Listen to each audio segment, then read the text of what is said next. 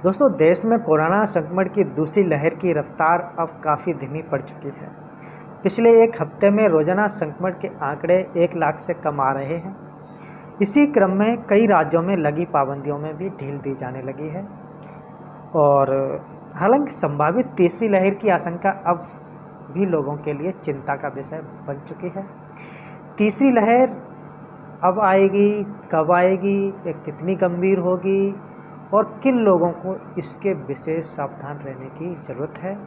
सभी लोगों के दिमाग में इस तरह के सवाल चल रहे हैं। कुछ रिपोर्ट्स में दावा किया जा रहा है कि कोरोना की तीसरी लहर बच्चों को ज़्यादा प्रभावित कर सकती है।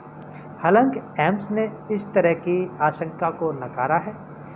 रविवार को दिल्ली एम्स के प्रोफेसर ने कोरोना की तीसरी लहर के संभावित कारक और इसके बचाव के उपायों के बारे में जानकारी दी। आइए इस वीडियो में जानते हैं। नमस्कार दोस्तों, मैं हूं डॉक्टर दिनेश साक्या और आप देख रहे हैं नमो योगा यूट्यूब चैनल। दोस्तों, अगर आपने नमो योगा यूट्यूब चैनल अभी तक सब्सक्राइब नहीं किया है तो अभी करें और साथ में बने हुए बेल आइकन को भी प्रेस करें, क्योंकि हम आपके लिए लेकर आते हैं बहुत ही आवश्यक और आपके लिए उपयोगी जानकारियाँ जो आपके स्वास्थ्य के लिए बहुत ही ज़रूरी है। तो आइए जानते हैं कि कोरोना की तीसरी लहर कब आएगी, अब आएगी, किसके लिए खतरनाक है, क्यों खतरनाक है और इससे कैसे बचा जा सकता है। दोस्तों, अखिल भारतीय आयुर्विज्ञान संस्थान यानी एम्स दिल्ली में डिपार्टमेंट ऑफ मेडिसिन के सहायक प्रोफेसर नीरज निश्वल ने कोरोना की संभावित तीसरी लहर के कारकों के बारे में जानकारी दी। प्रोफेसर नीरज कहते हैं कि कोरोना की संभावित तीसरी लहर मुख्य रूप से 2 महत्वपूर्ण कारकों पर निर्भर करेगी। पहला वायरस से संबंधित और दूसरा मानव संबंधित। वायरस में होने वाला म्यूटेशन और उससे जनित जटिलताएं हमारे हाथ में नहीं है, लेकिन मानव संबंधी कारकों को हम अपने प्रयासों से दूर कर सकते हैं। दोस्तों, प्रोफेसर नीरज बताते हैं कि कोरोना की तीसरी लहर से सुरक्षित रहने के लिए सभी लोगों को कोविड से बचाव के बताए गए नियमों को सख्ती से पालन करते रहना होगा।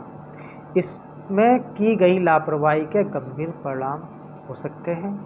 अच्छी तरह से और कसे हुए मास्क पहनना बहुत ही ज़रूरी है। हाथों की साफ सफाई रखना भी बहुत ही ज़रूरी है। साथ में सोशल डिस्टेंसिंग बनाए रखना भी आपके लिए बहुत ज़रूरी है। इन उपायों को नियमित रूप से प्रयोग में लाकर संक्रमण से सुरक्षित रहा जा सकता है। दोस्तों, प्रोफेसर नीरज बताते हैं कि कोरोना की वैक्सीन संक्रमण से बचाव में मदद करेगी। जिन लोगों को टीके लग चुके हैं फिर भी संक्रमण हो जाता है, ऐसे लोगों में गंभीर बीमारी का खतरा नहीं होगा। वैक्सीनेशन कोरोना संक्रमण से सुरक्षा कवच के रूप में काम करेगी, ये तो 100% सत्य है। गौरतलब है कि कोरोना संक्रमण की दूसरी लहर के दौरान वायरस से म्यूटेशन के कारण लोगों को तमाम तरह की शारीरिक समस्याएं जैसे हृदय, फेफड़ों के रोग और ऑक्सीजन सैचुरेशन में गिरावट जैसी गंभीर दिक्कतों का सामना करना पड़ा था। दोस्तों, दिल्ली स्थित गंगाराम अस्पताल के doctor lieutenant general Ved Chaturvedi बताते हैं, वायरस में म्यूटेशन के मामले सामने आ रहे हैं। इस वजह से तीसरी लहर की आशंका बनी हुई है। यह कब तक आएगी इस बारे में निश्चित नहीं कहा जा सकता है। कई देशों में फिर से कोरोना के मामलों में इजाफे की खबरें सामने आ रही हैं। भारत में दूसरी लहर के दौरान लगाई गई पाबंदियों में ढील दी जाने की शुरुआत हो चुकी है।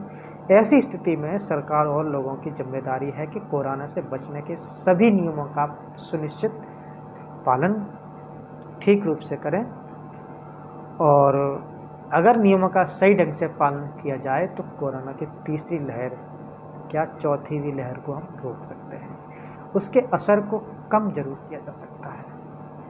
वैक्सीन इस दिशा में बड़ा काम कर सकती है। सावधानी ही सबसे बड़ी सुरक्षा साबित होगी।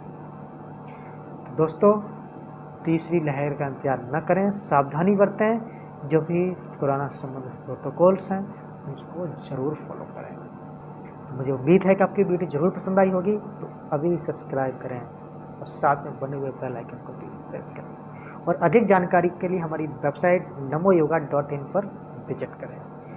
खुश रहें, प्रसन्न रहें, घर पर रहें और मुस्कुराते रहें। धन्यवाद।